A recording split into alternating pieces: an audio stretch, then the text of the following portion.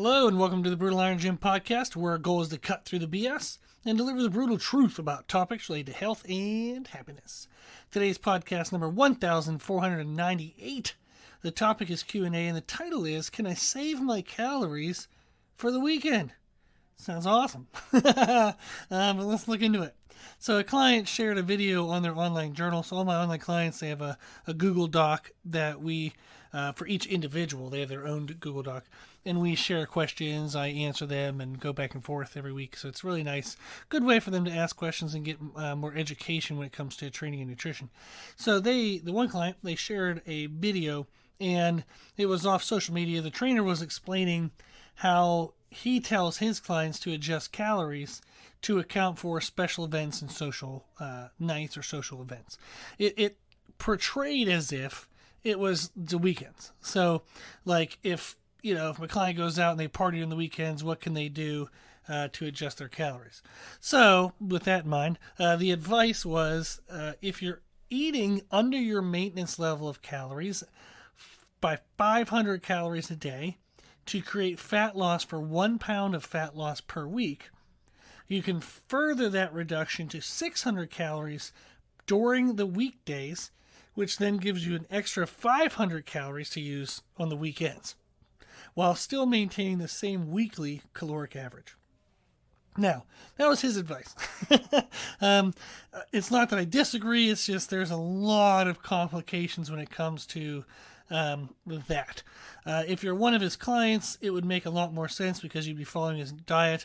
If you're not one of his clients, you're going to kind of infer, I think would be the right word, a lot of information from the statement that might not necessarily be true.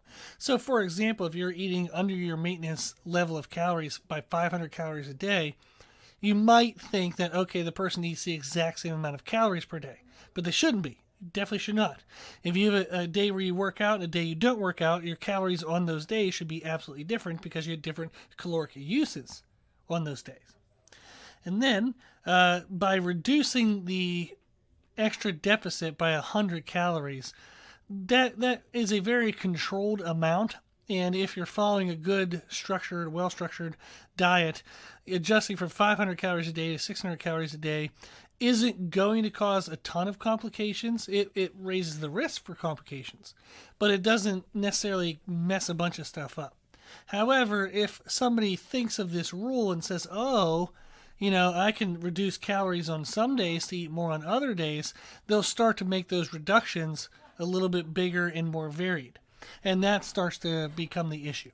So the general concept of the advice is good, but how people might apply that is maybe not so good. So it's not on the trainer. Great advice. If it's, per client basis and his clients, and there's a lot of, background knowledge that he's assuming they would have. But what are some things we want to look at when we look at this? So as I mentioned, your calories should be different every day.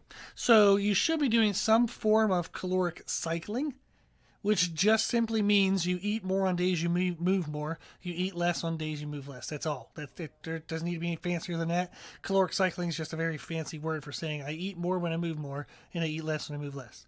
That's common sense when it comes to nutrition. So you should be doing quote-unquote caloric cycling, which just simply means on days you train, you should be eating a little more. On days you don't train, you should be eating a little less. So if you want to learn more about that and why that is the case, we have a couple podcasts on caloric cycling, but the basic one would be podcast 173, so that's a couple years ago, but it's a very good podcast, and you can find all of our podcasts on our website at www.brutalirongym.com. But podcast 173 is a nutrition podcast titled The Need for Caloric Cycling During Diets. And it basically just comes down to, if you want to lose body fat, you have to be in a caloric deficit. If you're in too little of a deficit, you don't lose optimal amounts of fat. If you're in too much of a deficit, you also don't lose optimal amounts of fat because your body actually fights against that process. And that actually feeds into the second concept, is the effects of being too far below caloric maintenance levels. So what happens with that is, if you're in too much of a deficit, it can create a lot of problems. It can actually spark the body or stimulate the body to start to try to protect body fat. Now, I have a podcast, number 1344 is a nutrition podcast titled Balancing the Books. And that podcast will explain in a lot more detail what that looks like and why that is the case. That if you're too far into a deficit, the body actually prioritizes trying to hold on to body fat. Body fat is just stored energy. It's just calories our body kept around in case it needs it. Well, the more cases you give it that it needs it, the more it tries to save it. So if you're chronically underfed, the body really does not want to give away all of its body fat to fuel that deficit, because once it does, and then you're still in a deficit, your organs die. So the body is pretty, well designed to not spend all of its body fat and then leave itself broke, because then you die. So it's kind of money. It's like money. If I spend all of my money, I am then homeless and I have to file for bankruptcy. That's not a good situation. Podcast 1344 kind of talks about the use of calories and the protection of calories, similar to the way that we do with money, and that's why it's called Balancing the Books, like a checkbook. Also, when you're in too far of a deficit, it can spark cravings. You can actually start to have food cravings, and then those urges become bigger than what you can withstand with willpower, and kind of just what your dieting experience is. You might start to overeat, and it kind of spirals out of control based on cravings.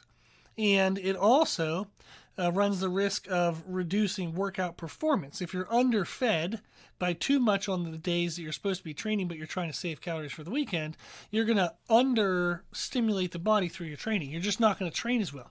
You're not going to go as intense, lift as heavy, do as many reps, move at a fast pace. So the stimulus for change that the workout would have produced will be reduced. That's a weird way of saying that. So yes, the stimulus that the workout would have produced would be reduced. There you go. So you're going to get less from your workouts. And then it does, and it can lead into disordered eating, anorexia and bulimic type cycles. And you just basically you starve yourself on some days, you overeat on other days. That starts to become more extreme. You get too hungry. Maybe you start saving calories on Monday, Tuesday, and Wednesday. You're waiting till Saturday, but you freak out Thursday night. You overeat. Then you're like, oh crap, now I'm back on high on calories. So you eat nothing on Friday, so you can eat everything on Saturday. Then you're crazy hungry on Sunday, and it just gets this crazy yo-yo back and forth weird spiral. And that can decrease mental, emotional health. It can decrease body composition.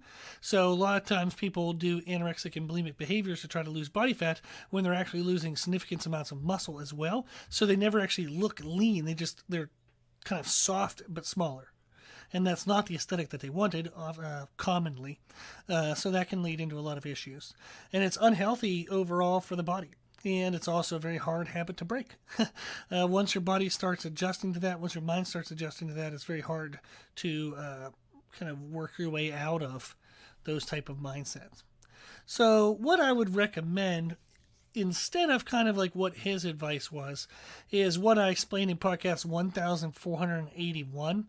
It's a nutrition podcast titled How to Avoid Failing Your Diet Through the Holidays. So that's not too many podcasts to go. That's like less than, I think, 3 weeks ago. But you can check that out. And again, website, brutalirongym.com.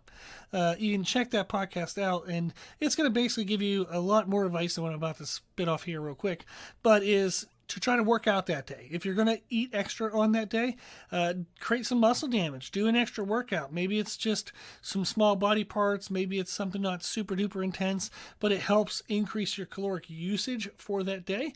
That then gives you more caloric allowance for your nutrition. And then you'd still be in somewhat of a deficit or not too far over your maintenance level, depending on how much you eat. You can also adjust your carbs and fats earlier in the day, but maintain your protein intake. So maintain your normal frequency and kind of intake schedule of protein, but maybe reduce your fats and carbs, the calories related to fats and carbs, maybe reduce those at the other time of the day. So if the event's in the evening, reduce your carbs and fats throughout the day. And again, that just gives you a little more caloric allowance during that time of the day, the evening, when the social event might be. You can also work to reduce your calorie intake at the event.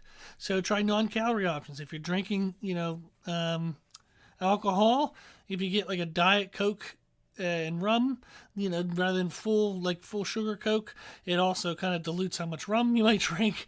You can just mix calorie-free liquids with your alcohol. There's also a lot of beer now that's like low calories, like there's ultras and lights and all these things. So if it's alcohol, you can reduce calories. If you're at like a party and they have some soda and a bunch of food, don't drink the soda. Drink water instead, or drink the diet soda. Just try to reduce your calories in some way. You can also kind of maybe eat a little bit. Say, okay, I'm going to try a little bit of everything, but I'm going to stick to 3 bites. I'm going to do 3 bites of anything I want to try. And that way it feels total freedom to try anything you want, but your portion sizes are going to be somewhat controlled. You can also focus on what's there to enjoy other than the food. If it's a social event, there's tons of people to talk to. Be talkative. Go talk to people. If your mouth is moving from talking, you're not going to be moving it for eating. So the more you talk, that helps. So you can be a social butterfly, and that'll help kind of reduce caloric intake. And then also, if you're like a family event, it sounds corny as hell, but you can communicate with your family.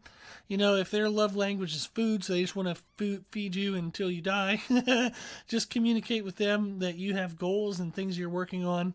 You'll try a few bites of things. You really appreciate the food, but you would also appreciate their support on staying on track with your goals. That sounds so dorky, but your family loves you, and they're going to come to some middle ground. Maybe they'll make a comment here or there. Maybe they still want you to eat something, but they're more likely to come to a middle ground of what they want and what you want, rather than you saying nothing and doing all the food and everything, making them happy, but yet you're miserable. It's better to spread the misery. Try to spread that out a little bit.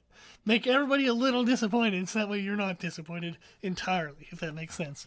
That is meant as a joke, but there's no need. You only have one life. This is the only life you're going to get. Do not spend it being miserable for the sake of other people. Voice what you need in your life and find a common ground. Okay? And that's going to help a lot. And again, you can learn more about the other tips in podcast 1481, nutrition podcast titled How to Avoid Failing Your Diet Through the Holidays. So overall, can you save your calories for the weekend? I wouldn't recommend it. There's a lot of complications and it spirals out of control really quickly. The general concept of it sounds great, yes, but I've worked with over 3,000 people. I've been doing this for 20 years, and almost all the time it's going to spiral out of control. It just does. So I wouldn't recommend it. Adjust your behaviors on the weekend. If you want to go do social things, like we said, try to do low calorie, no calorie, foods, drinks, try to enjoy the social aspect of it.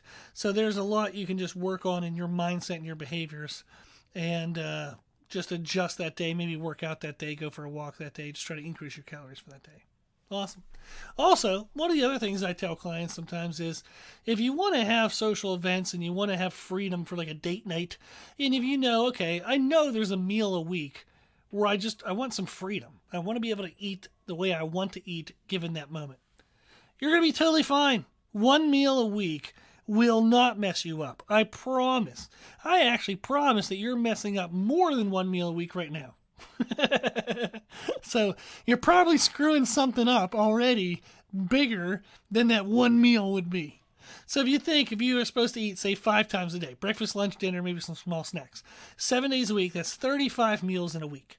If you know that you're going to mess up one, understand that you're also going to probably mess up another 1 or 2, because no one's perfect, everyone's human. So you can aim for getting 32 out of 35 meals right each week. Like right timing, right calories, right protein, pretty good food options, in regards to what type of food you ate. But if you can get 32 out of 35 meals right, you're going to get freaking amazing results. Amazing results. So one meal a week is not going to be a detriment. It's going to be all the other meals a week that you're also screwing up. So use the weekends or those social events or those meals where you want to mess up. Use those as motivation to not screw up the other ones. Okay? Cool. Well, hopefully that was helpful. Give you some answers, give you some insight. If anybody has any questions, this is entirely what this podcast is for. Just send your questions to our email, brutalirongym@gmail.com. If you're one of my clients, just put it in your journal, and I'll make a podcast for you. I'll definitely answer you. But if there's anything you ever want to know, that's what this is for. So just let me know what you want to know, then I'll let you know what you want to know. There you go. If you do like our podcast, please consider sharing it. The more people we share it with, the more people we can help. And if you share it on social media, that's great. Let people know that they are free to ask questions. Give them our email and tell them to ask questions and they get answered for free. Just encourage them to reach out, encourage them to participate. Thank you to the people who donate to support the podcast. The podcast is well over $1,000 a year for hosting costs. I give an hour to it every day. We want to keep it for free. If you do want to donate, you can do so at our website at www.brutalirongym.com. Even just $5 a month, it does add up and it does go a long way to help. So thank you for those who do that. If you like the information we share in our podcast, you can find more from us on our social media channels on Instagram, Facebook, Twitter, and YouTube under the name Brutal Iron Gym. If you have any questions, feedback, suggestions, anything you want to know, let us know at our email, brutalirongym@gmail.com. As always, I hope this was helpful, and thank you for listening.